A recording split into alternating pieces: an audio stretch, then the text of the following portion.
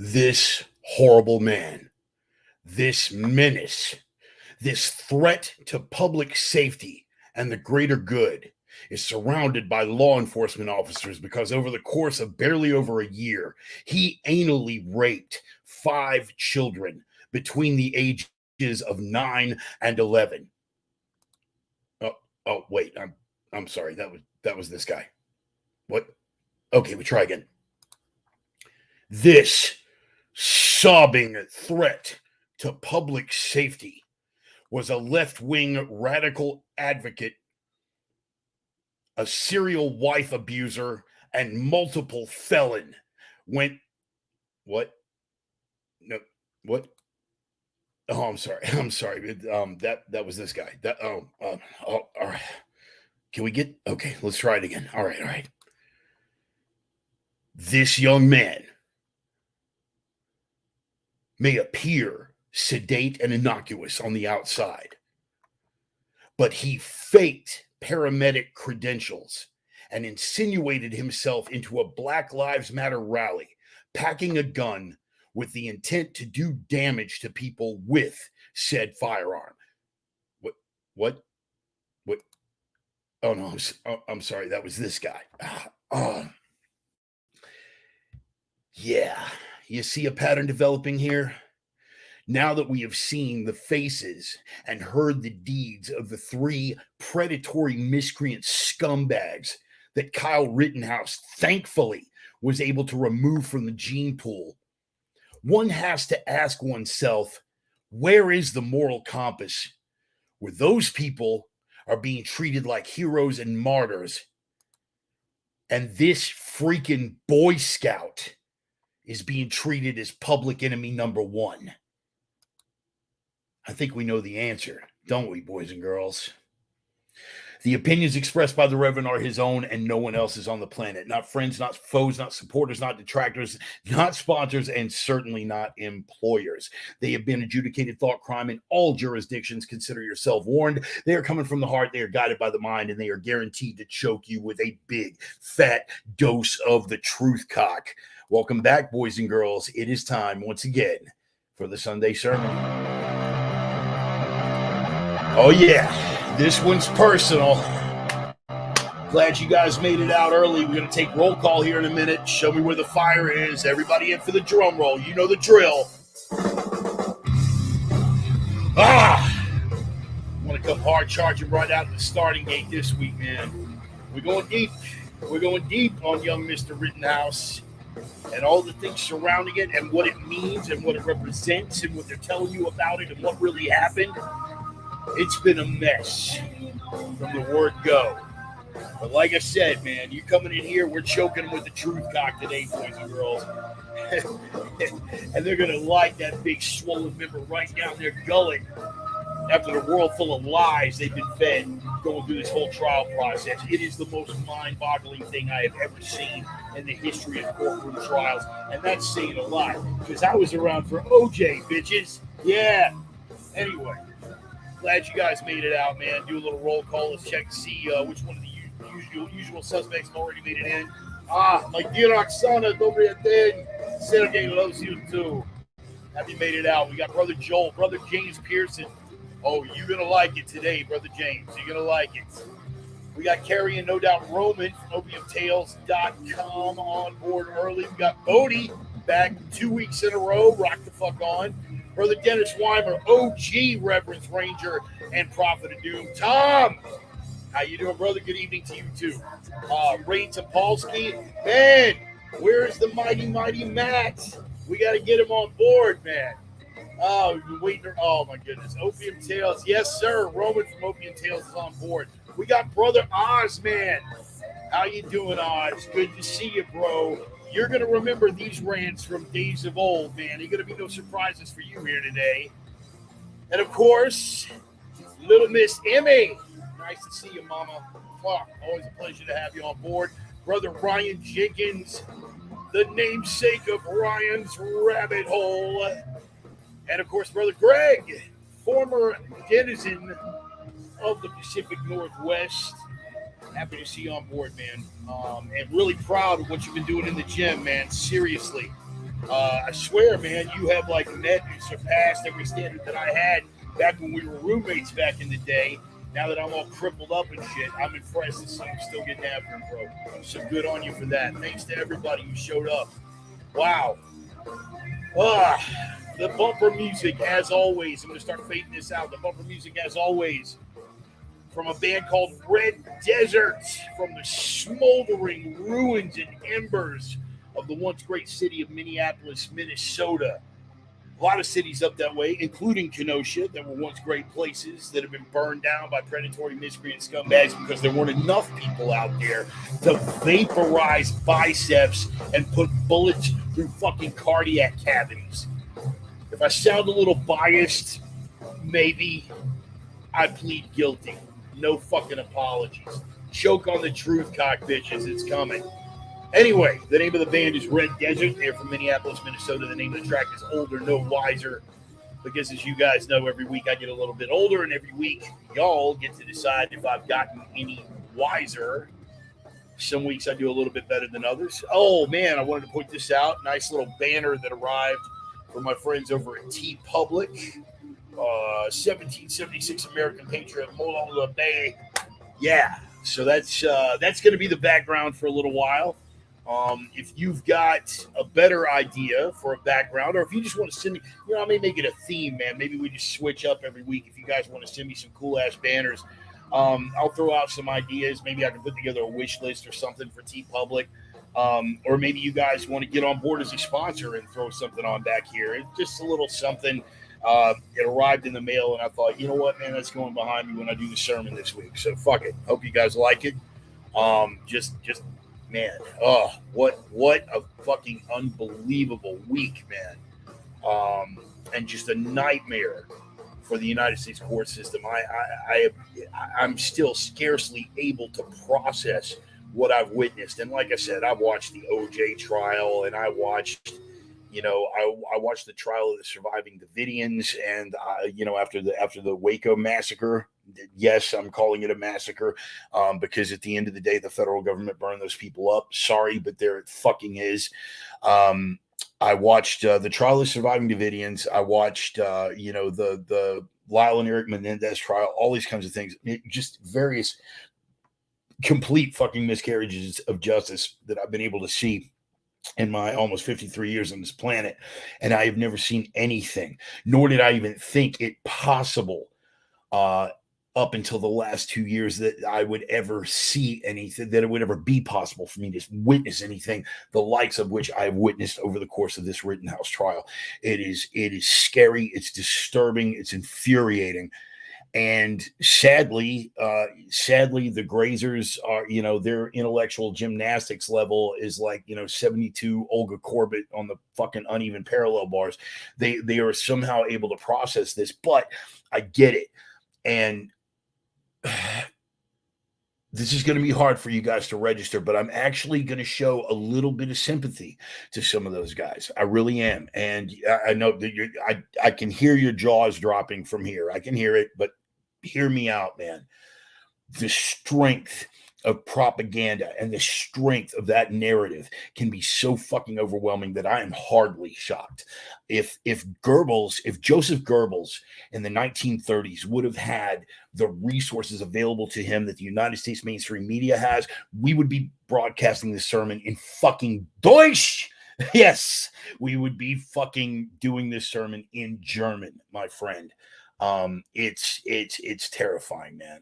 But anyway, before we get on with that, got to get a couple of important things out of the way, a couple of obligatory things out of the way. First of all, the sponsor shout outs.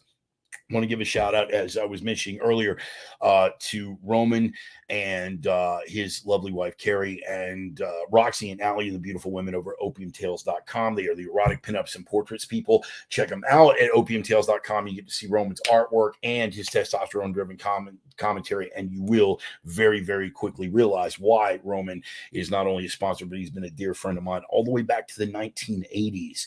Yeah, some of you guys weren't even around back then. Scary, isn't it? Anyway, happy to have Roman on board, and also got to give shout outs, especially this week, to Casey and Dusty Tellison from Nordic Smoke Barbecue. They are the only legit barbecue in the Inland Northwest. I don't think the Viking Longship is going to be out this Thursday, obviously, because it's going to be Thanksgiving. However, I will be making the trip back home to Spokanistan, and we will be keeping the tradition alive. They have smoked my holiday turkey every year since I moved up here in 2013.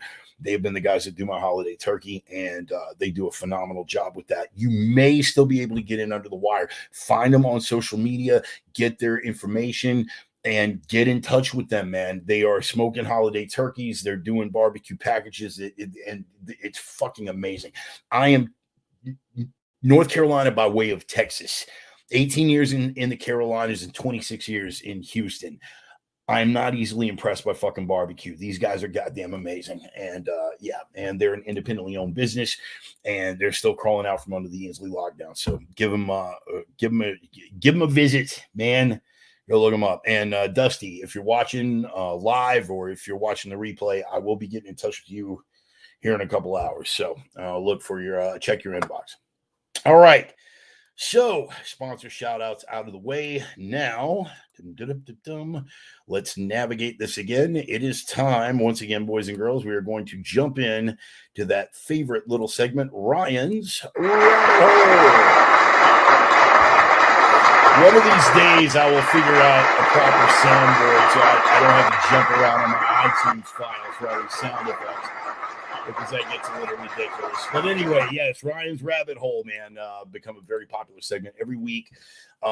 My dear friend, the man responsible for getting me into the crane trade, first of all, but also just a repository of information, esoteric and obscure. Viva Referencia Obscura. I'm going to get that tattooed on him somewhere, even if I have to like trank his ass to get it done. But anyway, every week we go down another little just sidebar, little research thing, little poke into your mental bread oven, give you something to think about, give you a little bit larger perspective on the world. Of things you might not have explored before. And I'm constantly getting messages to my inbox about, hey man, that rabbit hole is really freaking cool. And it sent me down my own rabbit hole, and I stayed lost in that rabbit hole for 3 fucking hours doing research. So it happens. Anyway, this week, and I've thought about this like the whole time I was prepping for the show, man. I was like, okay, Arianism. Yes, Arianism. And I'll wait because a few of y'all are already mulling it around like, wait a minute, is this the time that Bart finally comes out of the closet as a stiff arm salute guy and starts, throwing 14s and 88s? And no, it is not that type of Arianism. In fact, it's not even connected to Pan-Arianism, which of course the people from what is now India migrate. Okay, that's a different rabbit hole. But Arianism, Arius was a religious figure in the early days of Christendom, in the early days of Christianity. And Arius argued that God the Father and God the Son were separate entities. Now, of course, it's become sort of doctrine in most Christian denominations in this day and age that it's the Father, the Son, and the Holy Spirit. It is the Holy Trinity. They are all united and whatnot. Arius, it was his theory that God the Father reigned supreme, and that God the Son, right, whether we choose to, Son of God, Jesus Christ, however you wish to define it, that basically the Son of God was separate from God the Father and basically was just his most beloved creature. Not that they were, on an even playing field or part of some sacred trinity, that they were in fact separate entities. And as per usual, among infighting within different spiritual belief systems, the Council of Nicaea held Arius to be a heretic. And again, this is the thing, because the top dogs in all of the world's major religions, particularly the Abrahamic religions, once they reach that top dog status, they start flexing and throwing their weight around, and their way is the only way.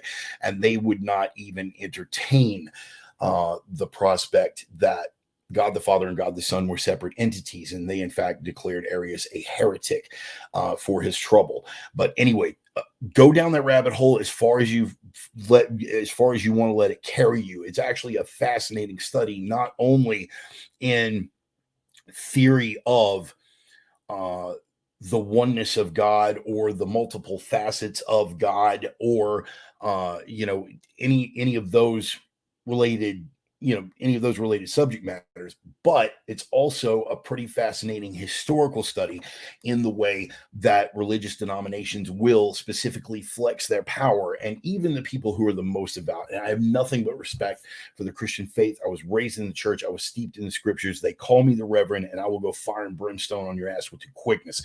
But having said all that, within the bounds of any of these denominations, the power structure will always reign supreme. And even the most devout Christians who claim to be scriptural originalists, the Bible is the one and only divinely inspired word of God, are unaware of the history that went into creating the King James Version in the first place.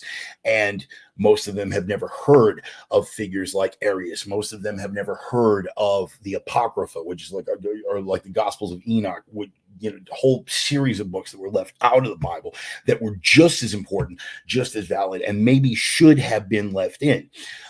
And the deeper you go down that rabbit hole, the more complex it gets, the more fascinating it gets, and the more you realize that at the end of the day, you know precisely shit about fuck.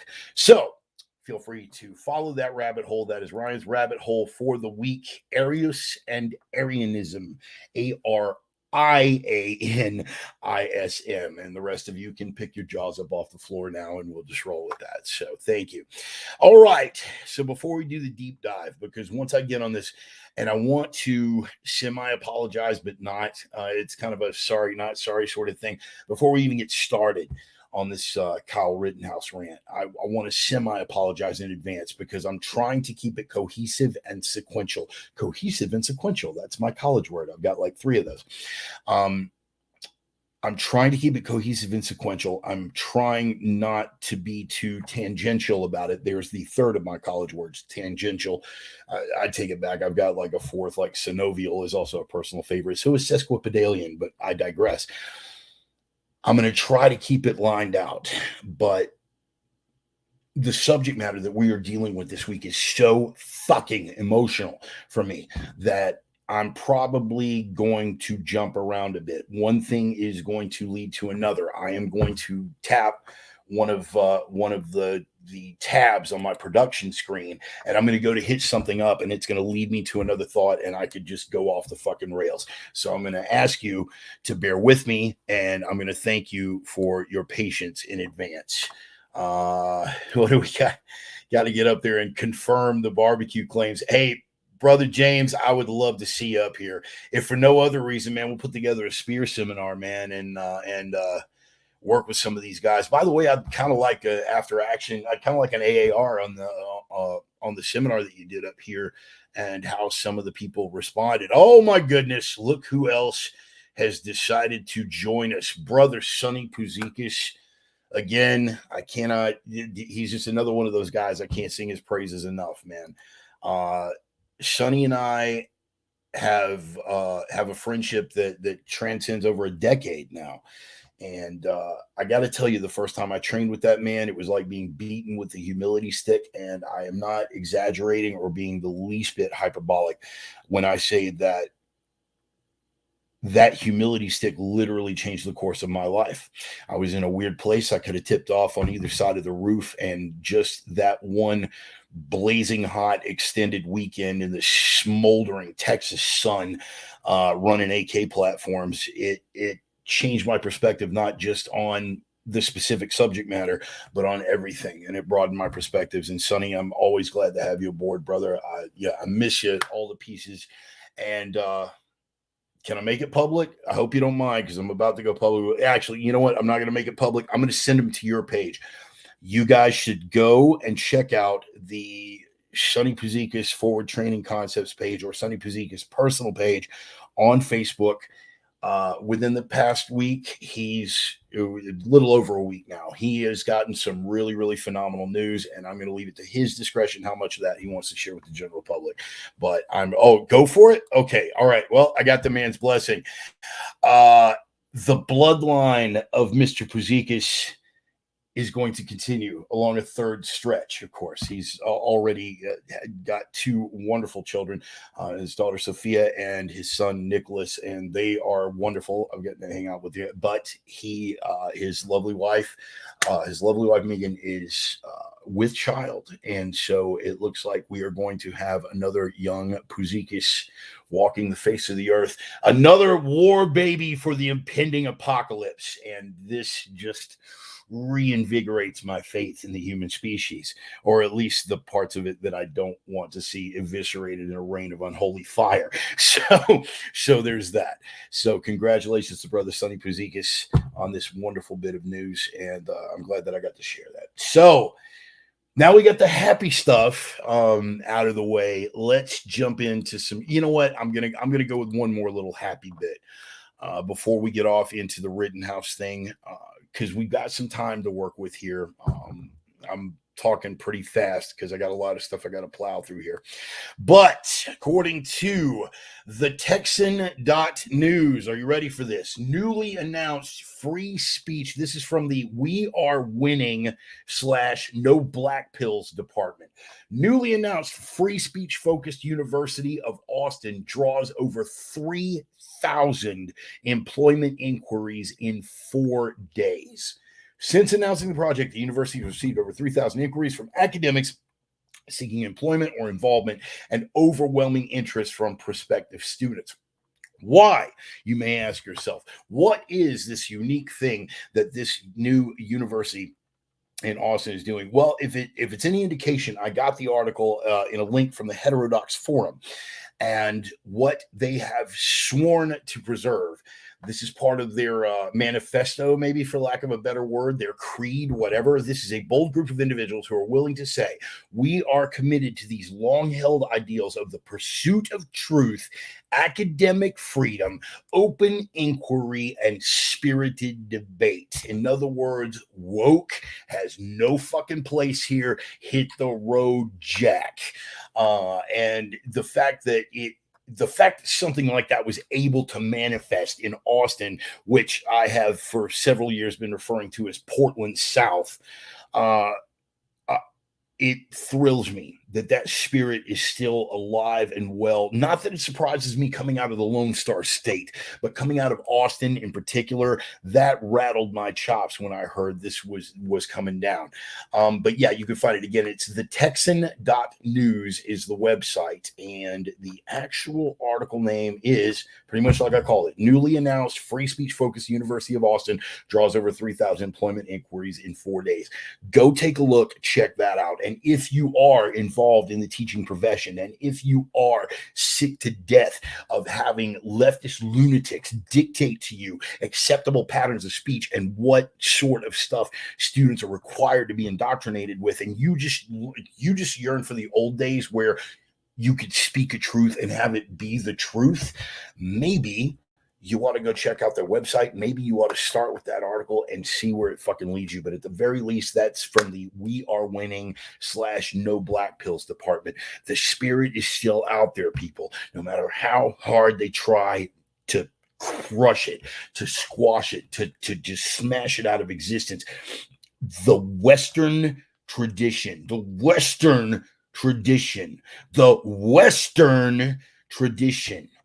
of open discussion, freedom of speech, freedom of expression, open debate, and the free exchange of ideas is alive and fucking well. And I promise you, just as much as any of the militant physical parts that we may have to put hands to before it is over with, that is the core of what we are fighting for, God damn it. And we are going to win this thing. So one more piece of good news, and then I'm going to jump on into the ugliness. But anyway, yes, again, the Texan.news, you can find it there. All right. Speaking of freedom of speech, this is going to be the first of the bullet points that I wanted to hit with regard to Mr. Rittenhouse. Twitter locked, this is from patriotdailypress.org. Twitter locked Libertarian Party account over a tweet saying Kyle Rittenhouse did nothing wrong. Wait, it's got to be deeper than that. No, it's not any deeper than that. The Libertarian Party of Kentucky was locked out of their account for, according to Twitter, their words, not mine, glorifying violence for a simple tweet that said, and this is the entire text of the tweet, nothing more, nothing less. The tweet read, "Watching this trial, it's ever more obvious that Kyle Rittenhouse did nothing wrong." Quote, unfucking quote. That's it. Watching this trial, it's ever more obvious that Kyle Rittenhouse did nothing wrong. They were barred and locked out of their account for glorifying violence. Twitter, we prohibit content that condones or celebrates acts of violence that can promote imitation of that act, yada, yada, yada, yada, yada. Really? Don't see them locking anybody out of their accounts for, fucking glorifying the riots or the Antifa maggots that burned down Portland for the better part of 3 months. But, again, I'm preaching to the choir here. You already know that if it weren't for double standards, they wouldn't have any standards at all. Here are some of the things that Twitter did allow with regard to Mr. Rittenhouse. And again, as I said at the outset, I'm expressing a little bit, I won't say sympathy, but perhaps understanding for some of the people who believe these false narratives. This is just one. This is from Ayanna Pressley shortly after the events in Kenosha. A 17-year-old white supremacist domestic terrorist. This is a seated member of fucking Congress, by the way. Ayanna Pressley, part of the squad. She's basically the Ringo of the squad in the sense that the other three are generally understood to be the salient driving force behind the band, and she's just a timekeeper. So Ayanna, I like to call her Ringo. Ayanna Pressley, a 17-year-old white supremacist domestic terrorist, drove across state lines armed with an AR-15. He shot and killed 2 people who had assembled to affirm the value, dignity, and worth of Black lives. Fix your damn headlines. Well, that sounded like a rhetorical statement back, just like a little piece of rhetoric there. Fix your damn headlines. But apparently the media took it and ran with it. And after that, they sort of got in lockstep. In fact, I've got a nice little soundbite that's about 2 minutes long. Ask for your patience on that. Right after that, when she said, "Fix your damn headlines," well, apparently the mainstream media, they took it and ran with it. Now, the first person you're going to hear in this little soundbite is one by the name of Anna Kasparian. In the other things that are going to make your jaws drop department, before this sermon is over, I am going to pat Anna Kasparian on the back virtually. I can hear your jaws dropping out there again, people, unless you've been paying attention to what happened. But Ayanna Pressley says, "Fix your damn headlines." And so they all got on board. And this is what the headline sounded like after that. Kenosha shooter, Kyle Rittenhouse, he murdered 2 people, by the way. Rittenhouse is basically what you would have had in a school shooter. He's a 17-year-old kid. He shouldn't have had a gun. He crossed state lines to supposedly protect property. No, he was going out to shoot people. Kyle Rittenhouse, the 17-year-old vigilante. Kyle Rittenhouse, the vigilante. Kyle Rittenhouse, the armed teenage vigilante. A 17-year-old vigilante, arguably a domestic terrorist, picked up a rifle, drove to a different state to shoot people. Kyle Rittenhouse, Young Turks. a guy who's deeply racist, went with weapons to a Black Lives Matter protest, looking to get in trouble. He did. He murdered a couple of people. Rittenhouse, the 17-year-old kid, just running around, shooting and killing protesters. You see the 17-year-old who was radicalized by Trumpism, took his AR-15 to Kenosha and became a killer. A white, Trump-supporting, MAGA-loving, Blue Lives Matter social media partisan, 17 years old, picks up a gun, drives from one state to another with the intent to shoot people. A 17-year-old boy who drove across state lines with an AR-15 and started shooting people up, including a guy with a skateboard. Kyle Rittenhouse, who has killed protesters, unarmed protesters. Rittenhouse, a 17-year-old that went with a weapon into the middle of protests and then provoked people and then shot them, killed them. Kyle Rittenhouse is the enemy. A boy from out of state drives up to the state with an AR-15 around his neck, shoots and kills a couple of people, shooting wildly, running around, acting like rent-a-cop. Drove across state lines armed with a rifle to go and shoot people. What a dark, dystopian scene where a 17-year-old boy is carrying around a rifle, running around and gunning down protesters. Yeah. Ayanna Pressley, the Ringo of the squad, told everybody to fix their damn headlines, and damned if they didn't get in line.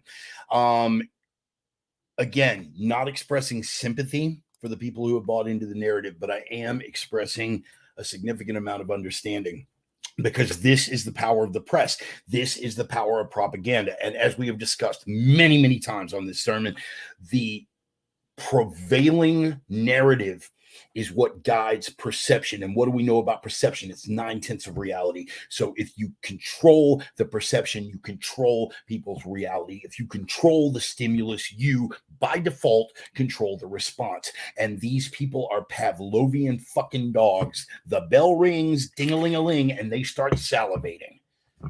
Only the things that they're salivating about, they're not looking for food. They're looking to spew their own venom. They're looking to spew hatred and lies and bloodlust. And they are looking to feed this narrative time and time again. Julie, thanks for coming on board. And anybody else that I might have missed in the process. Again, I'm on a tear here, guys, so thanks for your patience in advance. I see Kirk Voigt out there too. Part of my fuck Antifa brotherhood up here in the Northwest. And Jan, oh my God, look at this. Jan Digalov showing up, man. All of my Russians, because Russia, all of my Russians are coming out, man. Jan, good to have you on board, bro. And yeah, you did take that picture with the AK. Yes, you did, my friend. He is the man responsible for that little car right up here. Oh, sorry, pointing to the wrong corner. Right there. That one. Yeah. Jan actually took that picture. Day on the range with an AK. Okay. Let's jump back into it. They were spewing their venom. They've been spewing their lies. They've been spewing their bile and their hatred and their deception. And they have been spewing this narrative over and over and over again. And now that it's all falling apart on them, what do they decide to do? Well, they're going to come clean, right? No, they're going to double down. This was from NBC News this week. A sobbing Kyle Rittenhouse already won even before his trial is over. This is how despicable these motherfuckers are. A sobbing Kyle Rittenhouse already won. If convicted, he'll become a right-wing martyr. If he is freed, it's a message to others like him that prison won't be in their future. Well, how nice. You get to complain and stick to your narrative no matter how the trial turns out. I wonder, you know what? No, there's no wonder here. There's no wonder about it. These people have access and they are watching, unlike some of us who have to work for a living, running cranes and such, and only get to see 2 or 3 hours of the coverage on YouTube on replay when we get home every night, because this kind of shit is my professional sports. Everybody else watches ball games. I sift through the actual fucking footage so I don't have to have my opinions spoon-fed to me by that fucking Maddow guy. Anyway, rein it in, Bart. Rein it in. Deep breath. Focus. Okay. They have access to it. They get to watch this all day long. But rather than sift through it and try to report the facts as a legitimate journalist would, they stick with the narrative. Why? Because they are not journalists. They are a propaganda arm of the same people who are selling this nonsense, of the same politicians that enabled, encouraged, and actually bailed out the motherfuckers that burned our cities for an entire fucking year, for the ones that assaulted federal courthouses, for the ones that assaulted federal employees, for the ones that ran up fighting fascism, not by storming the beaches at Normandy, but by hitting elderly people from ambush with a pipe wrench in the back of the head because they had the audacity to wear a MAGA hat. That's what we're up against right here. And the Antifa maggots on the ground, they're just the fucking shock troops. Well, we've known that from day one, haven't we? Again, I digress. Deep breath. They know what they're doing. They know what they're doing and what they are counting on, and what, sadly, has somehow been able to work up until this point. What they are counting on is the ignorance of people and their unwillingness to dig any deeper than the mainstream media narrative. They are hoping and praying, and it seems to be working for at least the grazers. Hashtag grazer. For at least the grazers, it seems to be working. They are hoping and praying that that these people don't dig any deeper than that. They're really, really hoping. And so far, it seems to be working with the grazer horde. Not so much for my crowd and not so much for the type of people that we consider like minds and kindred spirits. Again, I digress. Let me just back off the rant. It's, again, this stuff is personal for me. This stuff is very, very personal. So the protest, we don't need to go into, let's just assume for the sake of discussion, people on social media, the people that Kyle shot, first of all, we didn't lose a cancer cure here, people. We did not lose a fucking cancer cure. The first guy that he wasted, all right, anally raped 5 boys. Look this up. Well, you can't deflect it because dude. No, I'm just making the statement independent in and of itself. The first guy that he thankfully removed from the gene pool was a convicted child rapist. He anally raped 5, count them, 5 boys between the ages of 9 and 11 years of age. And these are the people that are supposed to be, when they're talking about Kyle being a martyr, if he's convicted, all the scumbag kid rapist had to do was get shot, and he's a martyr for the left. So what does that say? But that's just Rosenbaum. Then we get into Huber. Huber, repeated domestic abuser. Couldn't fucking stay at his old lady's place that night, nor could Rosenbaum, because he booted them both the fuck out. Get out. I'm tired of getting beaten up. Go beat up somebody else. And so they picked out a 5'3" kid. But again, more on that in a bit. And then you have Gage Grosskreutz. Mr. Is it safe to say that you were disarmed? Well, after he discharged the weapon, I'd say that's a pretty accurate representation. At least he's missing about 90% of his fucking bicep.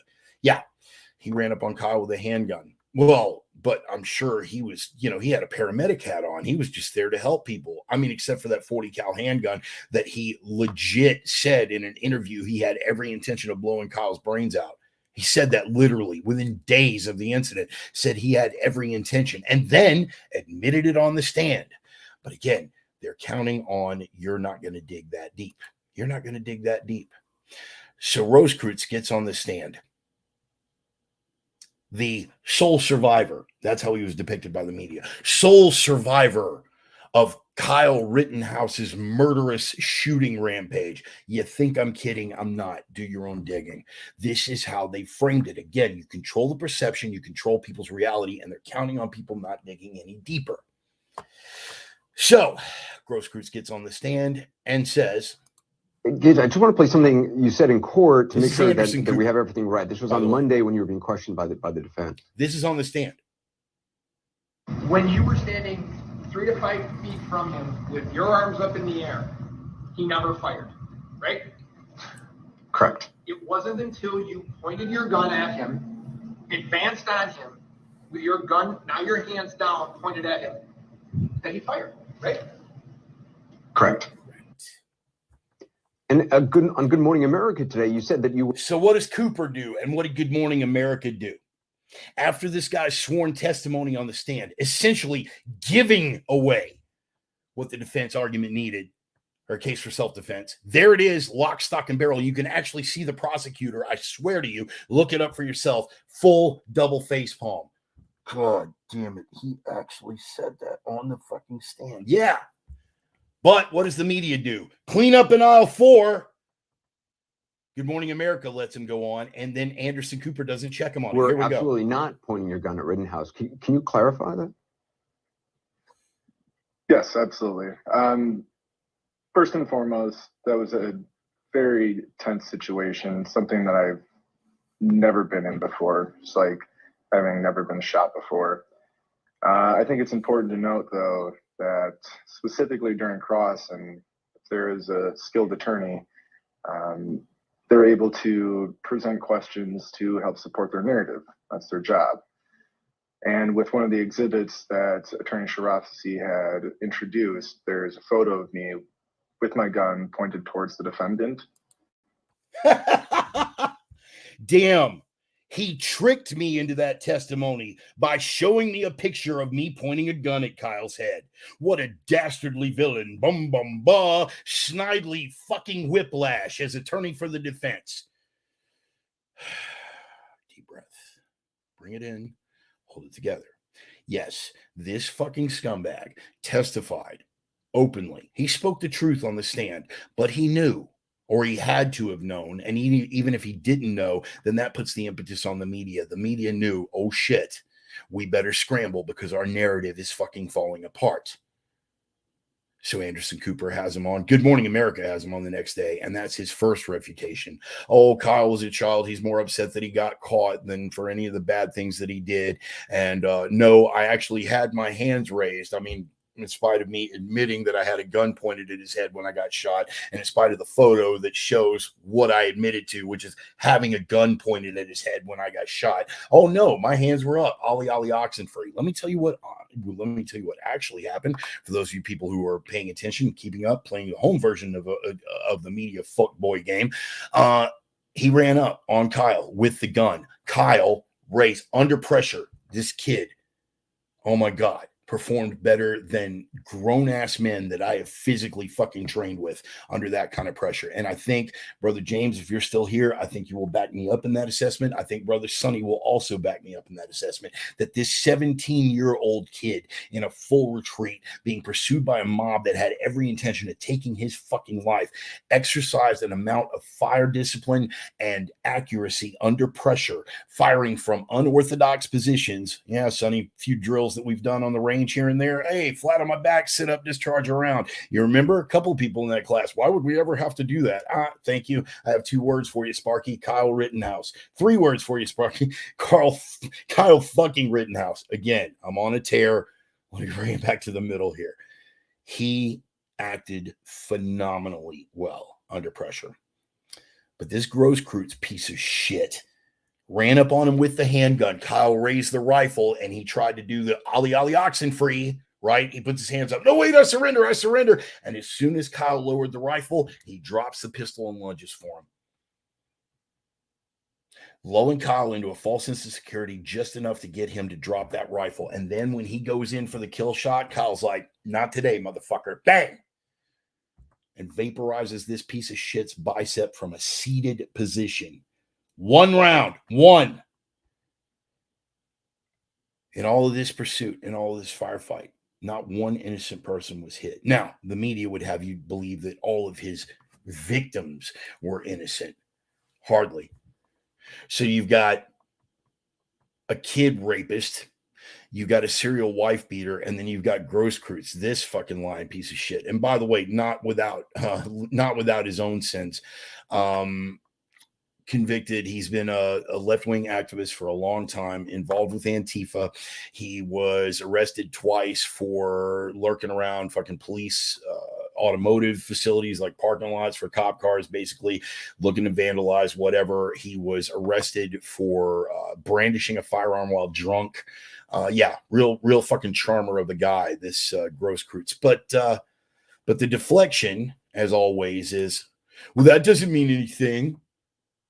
It doesn't mean anything, man, just because they were all scumbags. Kyle didn't know they were a scumbag. First of all, here's my retort to all the people who are saying that he couldn't have possibly known.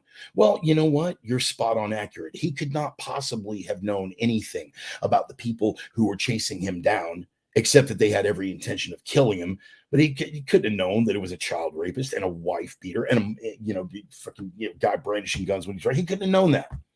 But what does it say about your peaceful protester crowd? What does it say? That in a random group of, just in that, not the whole town of Kenosha, let's just narrow it down to that 2 square block area. Rough estimates. See if you think this is fair. 1,000, maybe 1,500 people.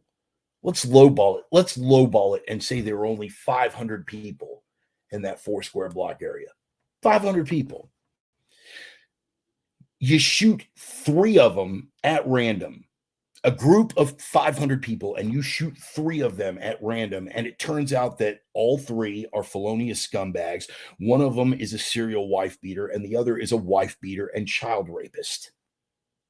3 at random, picked out of the crowd. What does that say about your crowd, Sparky? Just a thought. I'm funny that way. But yeah, it gets and the prosecution, here's why. And I do believe there will be riots, and I'm going to close on that in a bit. We'll get to it. Here's why it's going to be riots, because again, the media framing of this is that the people that Kyle shot were unarmed victims, that they were, if you were to believe the media narrative, and I had this discussion with my friend Ryan Thauber, you guys know him from Threads. He's the slippery slope fallacy guy. I love him. Dim as he can be sometimes, I love him. To hear them tell it, and I had this discussion with Andrew Rivers, my comedian buddy, as well. And Andrew had, like some of the people I'm about to discuss here in a minute, has had that change of heart because he heard the narrative and he fucking bought into it. And then when he saw the actual facts of the case, he was like, wait a minute, no, it didn't happen that way.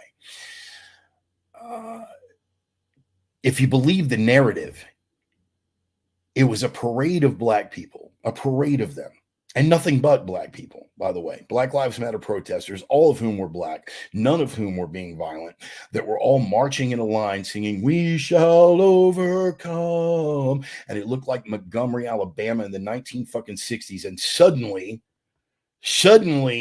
Vigilante Kyle springs from the shrubberies, brandishing a fully automatic assault weapon, and lights up fire on the innocent demonstrators as they all scramble for cover, crying, "Why, after 400 years of the Middle Passage, are we still enduring this systemic racism at the hands of the evil white man?" That is what you would believe if you had been paying attention to the mainstream media narrative. That is what you would believe. And a lot of people did, including otherwise intelligent people. That isn't what happened, boys and girls. Everything that we were sold, that he drove across state lines with an AR-15. He didn't cross state lines with an AR-15. He's a 17-year-old. It was illegal for him to have that AR-15. The AR-15 was provided to him by a friend who lived in Wisconsin. And under Wisconsin law, a 17-year-old can carry a long gun, including that nasty AR-15. Yeah. So there's no legal violation there. Yeah, but he had no business in Kenosha. First of all, if driving 20 minutes from another place meant that he had no business in Kenosha, what does it say about people like Rosenbaum, who drove from hours away, Huber and Grosskreutz, who drove from right at an hour away to be a part of this demonstration in Kenosha? But you know what? I'm going to shoot that part of the narrative down for you, Sparky, because here's what the media is not telling you. Kyle Rittenhouse's father lives in Kenosha, as do his aunt, his cousins, and his grandmother, and his day job is in Kenosha, Wisconsin. What is his day job? I'm sure it's peddling right-wing extremist literature at some evil MAGA hat bookstore. No, he's a lifeguard. The kid's a lifeguard. Why was he there so early in the day? He was cleaning up graffiti. Cleaning up graffiti from the previous night's peaceful protest. What a horrible kid, huh?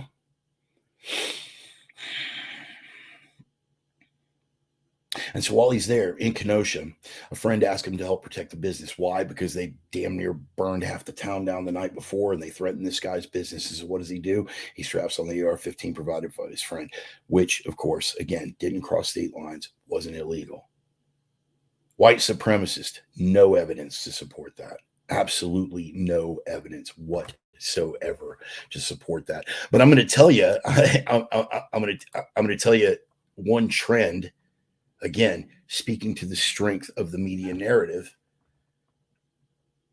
This was on Twitter, one in particular, Sarah Beth Berwick on Twitter. "I am highly educated and reasonably perceptive, and it was only today that I learned the Kyle Rittenhouse victims were white. My progressive bubble made this seem like a very different case than it is. And she goes on. That baffled me when I first read that tweet, but then I did a little digging. And as it turns out, it's not just little Sarah Beth. There are literally thousands of people who are under the impression that the people Kyle shot were all black.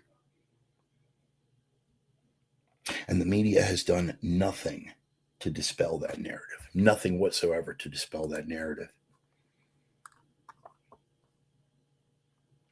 Yeah, Bart. Well, but what if the shooter would have been black, man? Huh? What about a 17-year-old shooter? If that 17-year-old shooter would have been black, I don't know. Maybe ask this guy,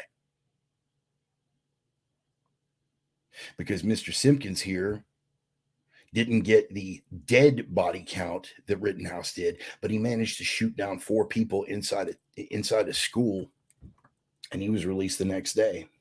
No political anything, no threats to riot. Rioting. I'm going to save that for close. Rioting as a self-righteous reaction to court decisions with which you disagree. Let me just punctuate it real quick. Remember when because you remember the OJ trial, as I mentioned earlier, right? And the beliefs about that trial and the verdict that ensued were divided pretty much evenly along racial lines. Yeah, white people believed he was guilty. Black people believed he was innocent, or at least professed to believe he was innocent. They wanted to see him get off regardless. He was found not guilty. You remember when all the white people disagreed with that verdict and they took to the streets and they rioted and they set shit on fire? No justice, no peace, and they attacked federal courthouses. You remember that? Yeah, me fucking neither. You remember when a Simi Valley jury? You remember when a Simi Valley jury let a black cop go? Let a black cop go for beating up a white guy with a fucking nightstick, and all the white people in Los Angeles set their own neighborhoods on fire, rioted, looted for 3 days, necessitating the National Guard being called out. Yeah, me neither, because it never fucking happened. Now, I'm not saying that it's black people rioting, because most of the peaceful protesters setting Kenosha on fire were the same as the Antifa maggots in Portland. College-educated, leftist, white kids. Again, the strength of propaganda, the strength of the narrative. By the way, if you have any place to be, I'm probably going to run about 5 minutes over, so go ahead and tell them you're going to be late. This is the strength of the narrative. There are literally thousands of people out there that think that Kyle's victims were black. So again, to hear the media tell it and to go along with their narrative, it was a peaceful demonstration with no fires, a parade of all black people singing "We Shall Overcome," and Kyle leapt from the bushes while the police looked the other way and opened fire at random with an AR-15, shooting peaceful protesters. He had no business being there. He worked there. His father lived there. His grandmother, his aunt, and his cousins all lived there in Kenosha. He crossed state lines with a weapon. Okay, first of all, he didn't. We've already established that. And even if he had, nothing illegal about crossing state lines with a weapon. I used to do it on a daily basis when I lived in Spokane, Washington, and worked at a strip club across the Idaho border. Used to cross state lines with a semi-automatic weapon every fucking day. Nothing illegal about that. But he had no business being there. He didn't have to insinuate himself. He had no connection to it. Yes, he did. He worked there. He had family there. He had 10 times the right to be there that Huber or Rosenbaum or Grosskreutz or any of those fucking miscreant savages had to be there doing what they were doing. And they were not marching, singing old Negro spirituals, boys and girls. They were setting shit on fire.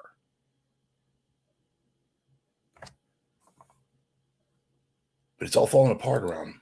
It's all falling apart. Mostly because the prosecution dropped the ball. I'm just going to play this one soundbite. I've got so much stuff here that I just want to... But I'm going to rein it in. I said we were going on a deep dive. I didn't say we were going to fucking hook up and go sat diving with compressed gas. My buddy Kevin, if he's out there, he knows what the fuck I'm talking about. Anyway, Here's some of the testimony. This is beautiful. This was what the prosecution had to offer during the trial. You ready for this? But you, at some point as you get close to the 63rd Street car source, start running towards that lot, right? Towards the fire that in the Duramax. And Mr. Rosenbaum is running ahead of you, isn't he? I don't believe so. But you decided you needed to run because of the fire on the Duramax? Yes. Why? What was so urgent? It was a fire. There's fires all over the place, so? I was getting to the fire to put it out. We'll get back to that in a second. But a week worth of that.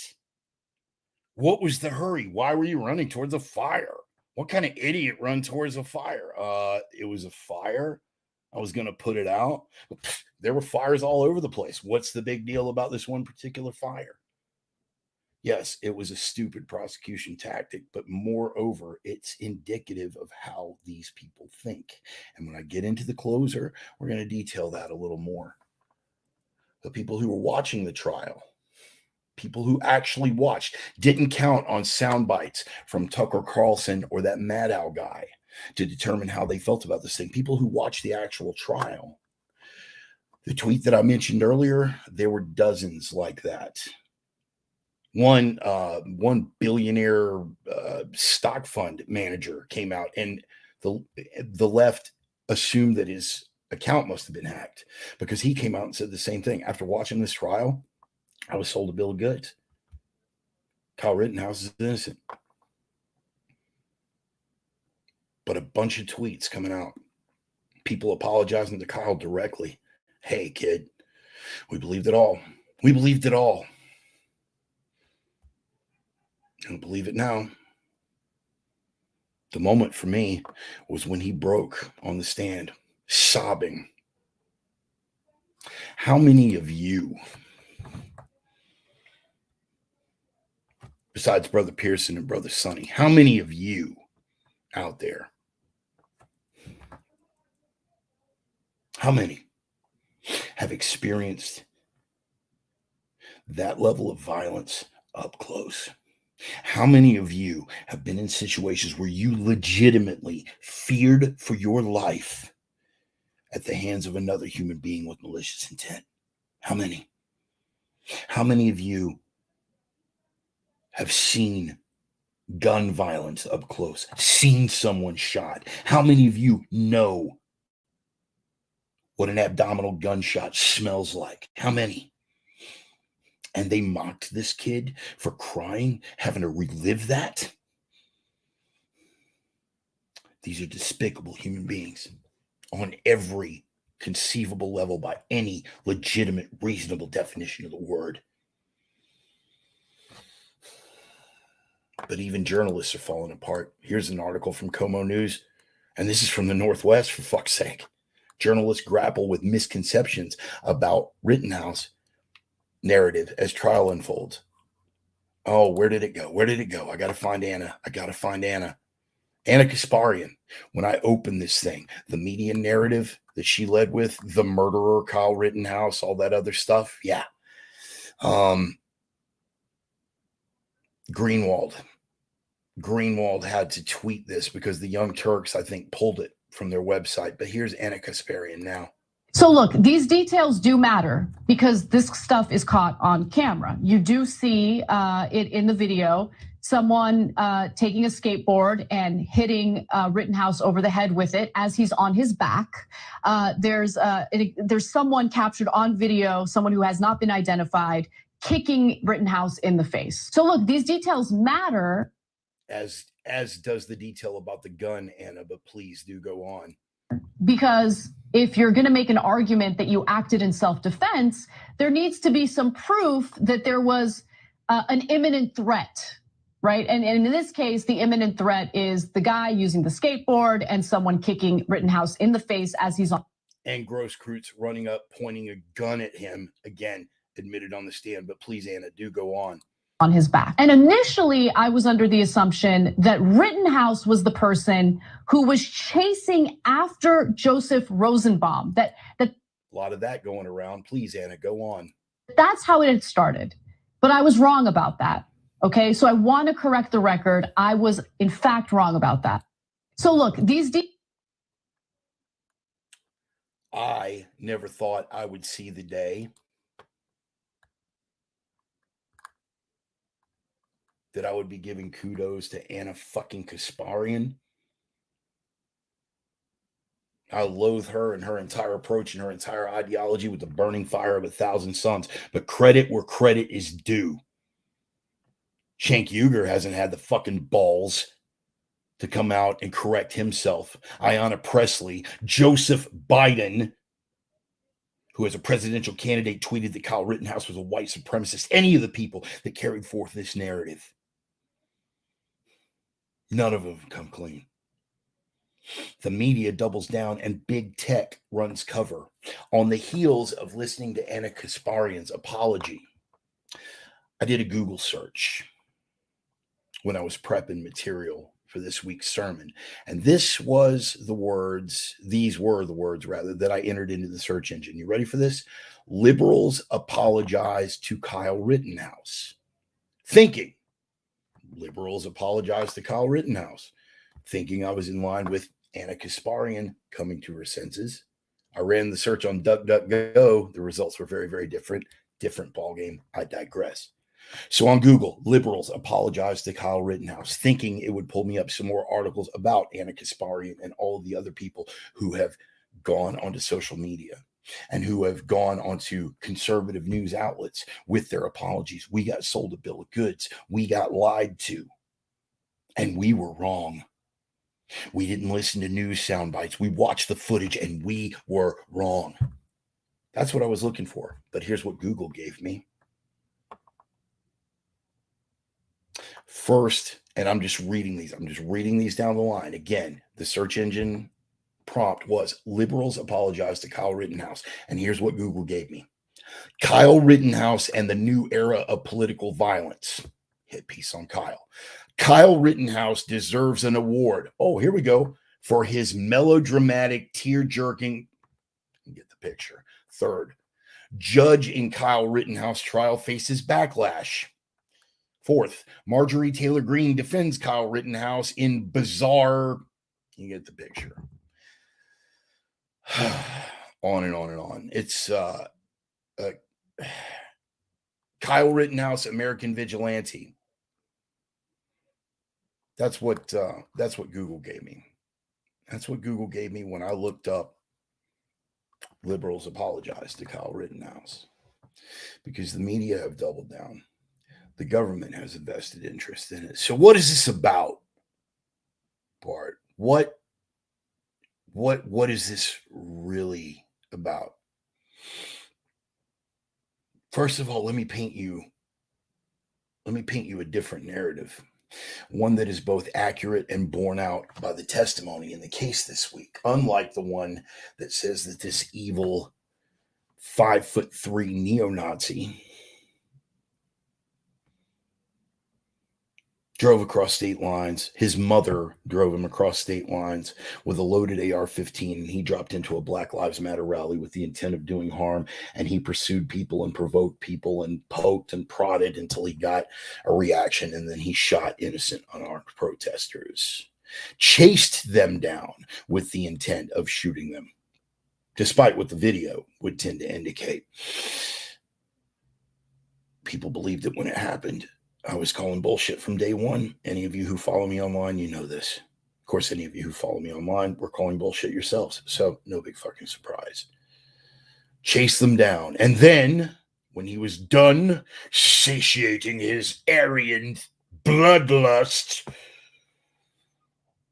to put the mud races in their place by interrupting their nonviolent protest with automatic weapon fire, when his bloodlust was satiated, lo and behold, did he go to his friends at law enforcement with their systemic racism solidarity and hid behind their shield of protection until he could be brought to trial. Forsooth! There's the media. How about this? A kid who lived in a town 20 minutes away from the Illinois-Wisconsin border, drove that 20 minutes that morning, as he did every day that he was scheduled to work his job as a lifeguard, went into town a little early because the previous night's nonviolent protest had left graffiti all over the place, and he went in to help clean up. This horrible racist kid who spent his time as a cadet at the fire academy. Kid wanted to be a fireman or a cop. He's practically a fucking Boy Scout. So he went to clean up graffiti, and then asked by a friend, would you turn down a friend in that situation? Ask yourself. Asked by a friend, hey man, look, things got a little hairy. I need some guys to help me watch over my car lot and my gas station tonight. I need some help, man. I got a rifle for you, strap up. You're going to be on my property, covered under the law. Cops are in over their head. They can't respond. I got to protect my business, man. Can you give me a hand? Kyle said, yeah. Not because of some insatiable bloodlust, but because that's my friend. That's my friend, and I'm looking to help him out. And so he did. He strapped up that AR-15, and he strapped up a medical bag. Half the time he was being pursued by these scumbags later, he was yelling, friendly, friendly, friendly. We're not there yet. Over the course of the evening, Rosenbaum, Huber, and a mob of predatory miscreants of all sorts run up on that gas station. There is a heated exchange. Several members of that mob, that maggot mob, let's call it what they are. They were a mob. Threatened to kill Kyle. Shoot me, Nick. Shoot me, Nick. Yeah. On video right there. And then told Kyle, again, on video, if I catch you alone, I'm going to pull your fucking heart out. I catch you alone, I'm going to fucking kill you. That's what Rosenbaum said to him. Rosenbaum being the first guy that got dropped. Did Kyle engage him right away? Did Kyle pick a fight? No, because he wasn't there for fighting. He was there to protect his fucking friend's property. He had the opportunity to engage. If he was looking to engage, he could have right then. That's a threat to his life. Verbal threat, but a threat nonetheless. And under Wisconsin law, he would have been justified. If that guy would have taken one more step towards him, he could have wasted Rosenbaum right then and there. But instead, on video, Kyle says, I love you too, man. I love you too. I don't think the full gravity of the situation was on him yet. And why would it be? He's 17 years old. He's practically a fucking Boy Scout.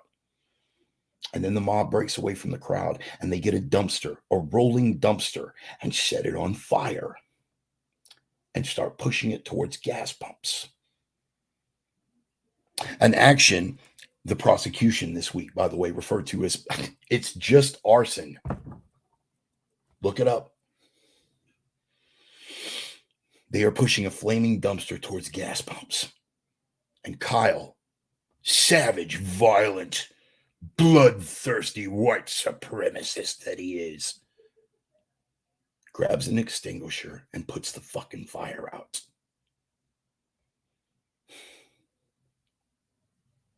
They weren't having it.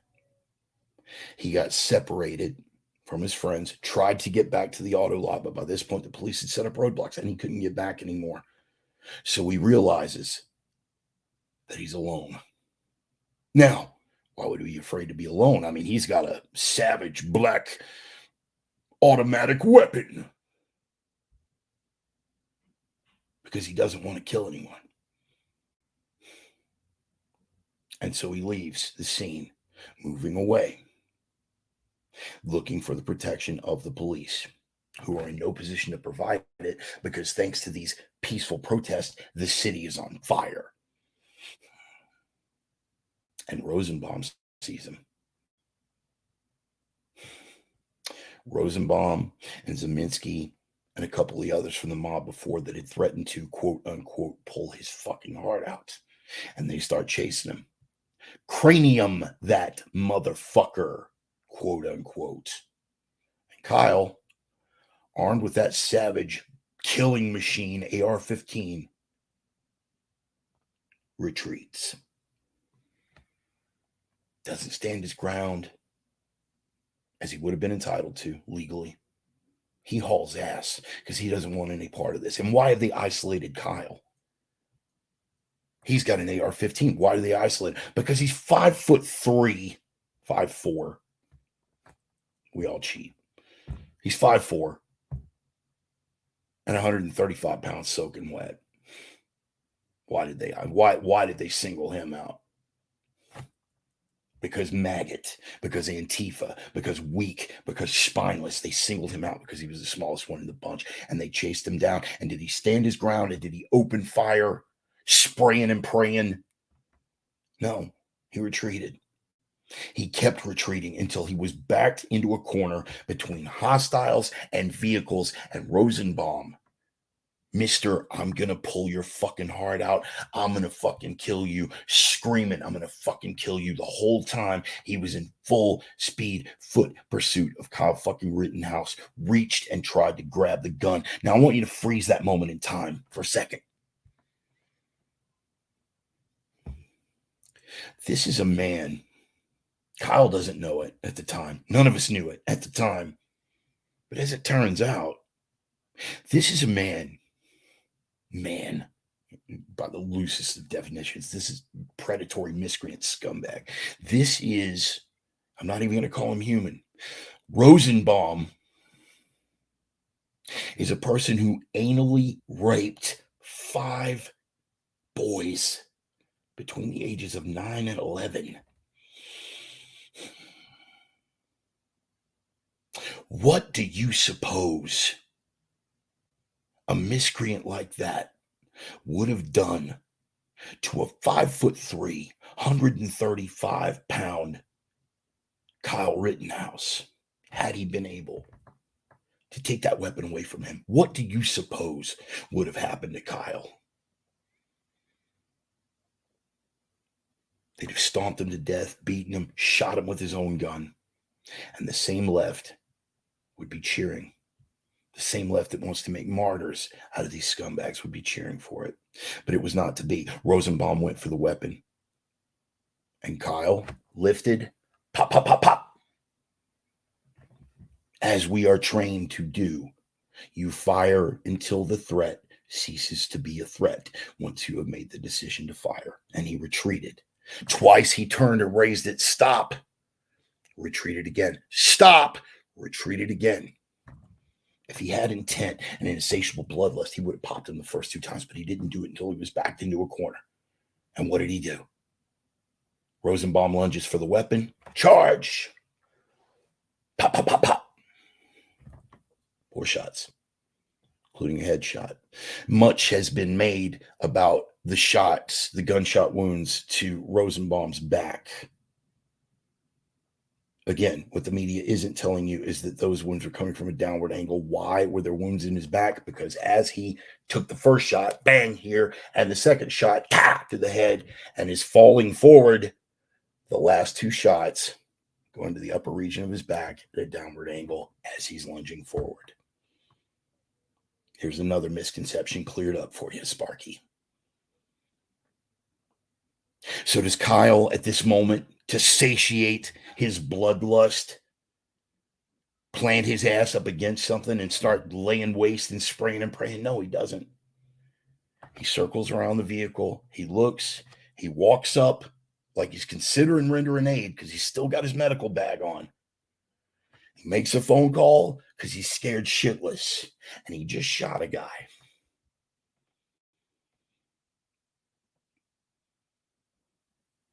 This morning, he was a Boy Scout. Before the night's over, he knows what an abdominal gunshot smells like. So what does he do then? Does he do what I will freely admit I would have done? Found cover and stood my ground until I either ran out of ammunition or somebody came in to provide some fucking backup and get me the fuck out of there? I would have looked for the exit.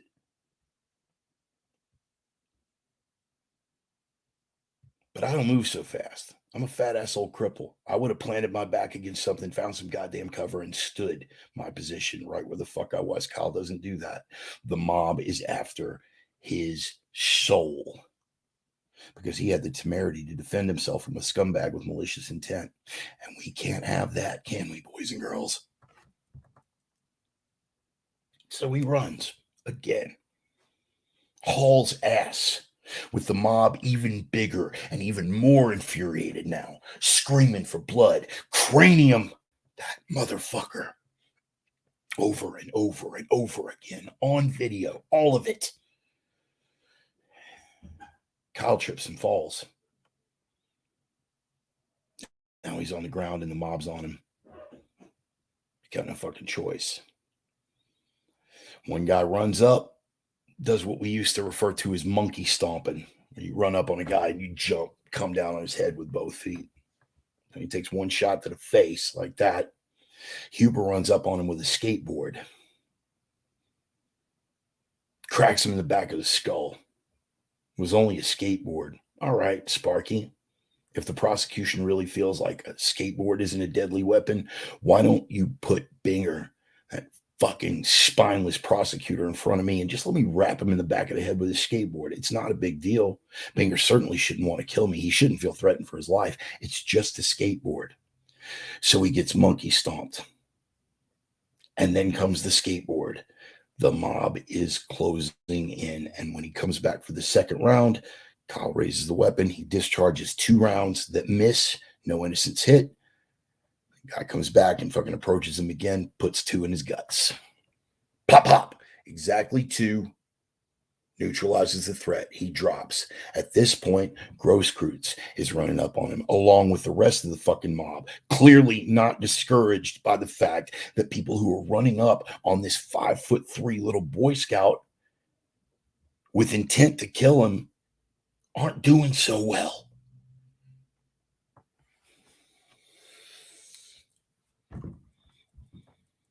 And Grosskreutz runs up on him with a gun.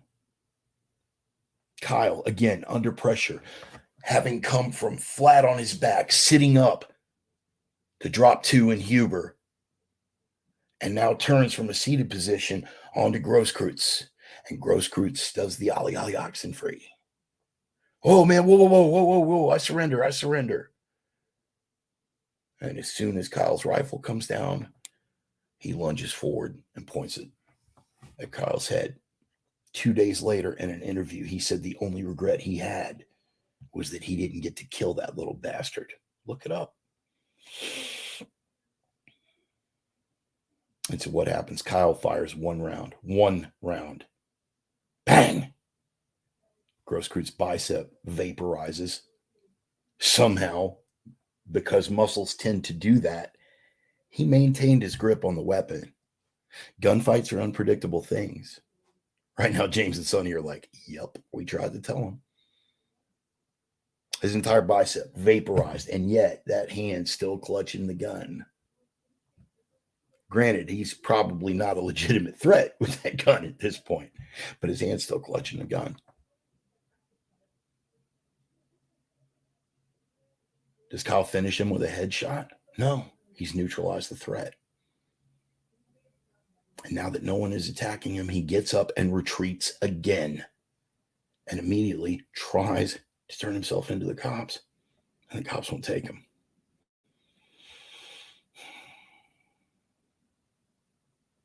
Now, that story is a little bit of a departure from what we've been sold. And all of these details are verifiable, and all the testimony is right out there in the public. So why does the media keep doubling down on what is obviously a lie? Wouldn't somebody, and a Kasparian even, like to be the first one to say, hey, man, we fucked up. We got it wrong. Here's what really happened. No, because they have a vested interest in this. What does all of this represent? It represents the larger scheme. Kyle is not on trial here. We are. You, me, all of you, we are. Because for an entire year, they let the maggot militia, the maggot mob, Antifa, BLM, all these radical leftists, they let them run amok. You see, The left declared war on the West back in the 1960s. The problem with conservatives is we didn't take them seriously, or more to the point, because it's the traditional American way for well-adjusted people. We figured it was a phase they were going through. They weren't kidding. They were playing the long game. And now the long game has come to manifest itself. Leaving aside what happened in Kenosha in the first place, killing of Jacob Blake, a convicted rapist who comes back to the home of his previous victim with whom he'd had kids, sexually assaults her in the home, violating a court restraining order, no contact order in the process. The cops show up. He engages the cops with a knife and then tries to run away with a car full of kids, waving a knife at the freaking cops, and he gets shot for his trouble. Some martyr. Some guy to really get behind. What a hero. A week later, Kamala Harris was telling Jacob Blake, "I'm proud of you." Look it up.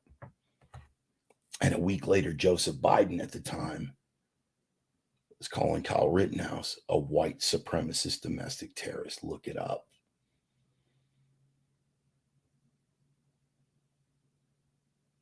Are their moral compasses just that skewed or even absent? No, they know exactly what they're doing. They need, for any semblance of the West, any semblance of order, any semblance of tradition, any semblance of the civilization that the West has come to represent, they need it destroyed by degrees or in one fell swoop, however they have to do it. Kyle is not on trial. You are. Look at the way the prosecution presented its case. Look at the way the media covers. They will get this kid acquitted. The National Guard will be called out because there will be more riots. And of course, the feds are going to file charges. Of course, the feds are going to file charges. The Kyle Rittenhouse violated the civil rights of the defendant. It's going to be funny watching the Biden administration go to bat for the civil rights of a convicted pedophile rapist, among others. But okay. They wanted to send a message the same way the guy in Oklahoma, and you can look that up, he got jumped during a riot, defended himself, killed the guy. DA no-billed it. The mob, the politics of it put pressure. Kyle should never be on trial. What drove that? The politics. Why? Because the mob needs for us to know our place. Yes, Miss Daisy, I'll be submitting. Shuffling coon for you a little bit.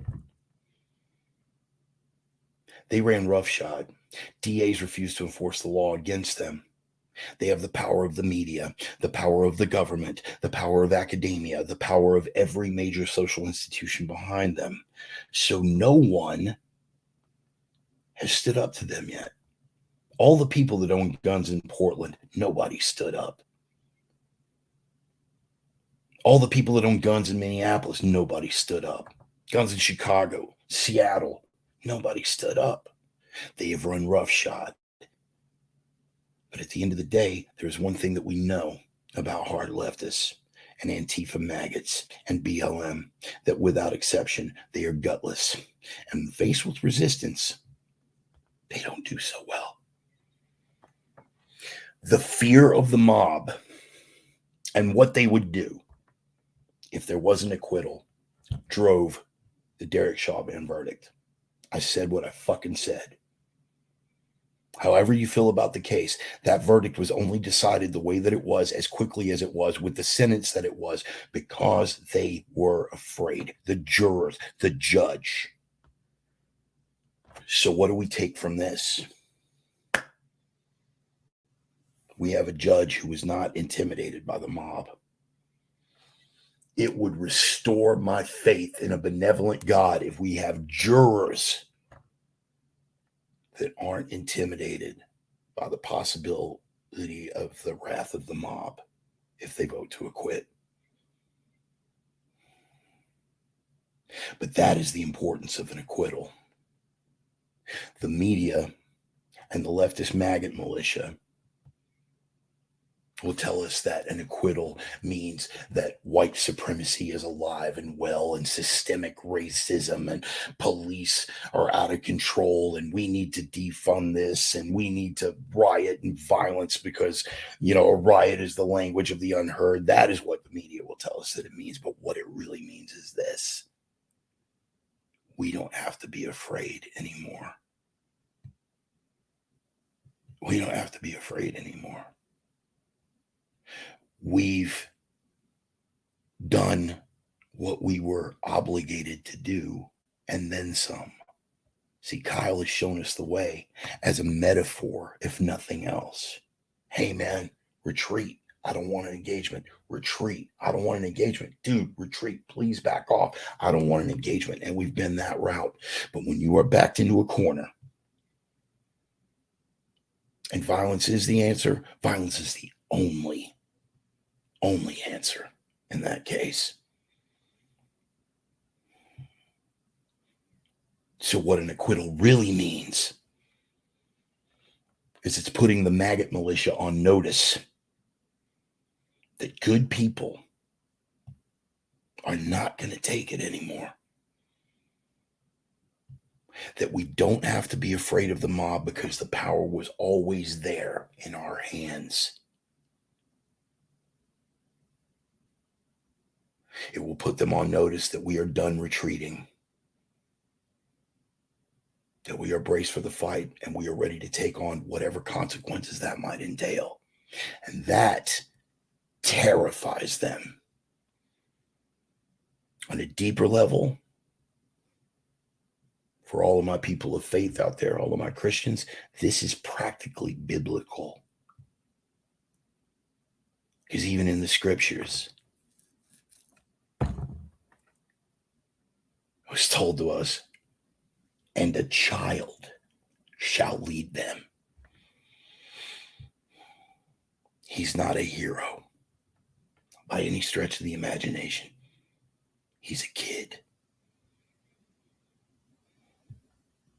He didn't demonstrate fearlessness. He demonstrated keeping his head while dealing with fear. Brother James, that sound familiar? He's not fearless. He's not a hero. He's a kid that got put in a bad spot and rose to the occasion. The rarest of things. And quite by accident, he has shown the rest of us that we don't have to be afraid anymore. I pray, sincerely pray, that the jury has the same courage that Kyle did. And we will take our lumps, and we will take our beating with the media narrative, because all of that is meaningless. In the end, the truth is with us. The truth is with us. And just like so many other things in this tumultuous time, it is one more tipping point, one more domino that will shake the rest of the people off the fence. And when they fall off that fence, bet your ass they land on our side. I am the Reverend. That is the gospel. I could go on and on and on, but I'm a half hour over already. I appreciate y'all's patience and y'all sticking it out. Thank you for that. We don't have to be afraid anymore. Christ even said it, and a child shall lead them. In his own roundabout way, he has. Not because he wanted to be an example, but because he got thrust into a situation and he made the best of it. God love that kid. God help him. God's be with every member of that jury. and every citizen of Kenosha and every citizen of Wisconsin and every National Guardsman that's getting called out all over the country. Because when, I'm going to be bold and say it, when this ends in acquittal, the left will does. I got 3 words for all of you. Lock and load. Appreciate you guys being here. I am the Reverend. That is the gospel. I'm going to pass around a digital collection plate. I'm on PayPal, Cash App, Venmo, Facebook Pay, yada, yada, yada. If anything that I threw at you was new information or enlightening or informative or entertaining or offensive in no particular order, you want to throw me some coin, that would be fantastic. If you can't, hey, no big deal. I get it. Not everybody's in a position to, and not everybody digs what I have to say. So you fall on either side of the fence. I'm not going to hold it against you. We're going to go out. With Fortunate Son Clutch, as we always do. Thank you. Another suggestion from my brother Ryan. Love you, man. Thank you for everything, as always.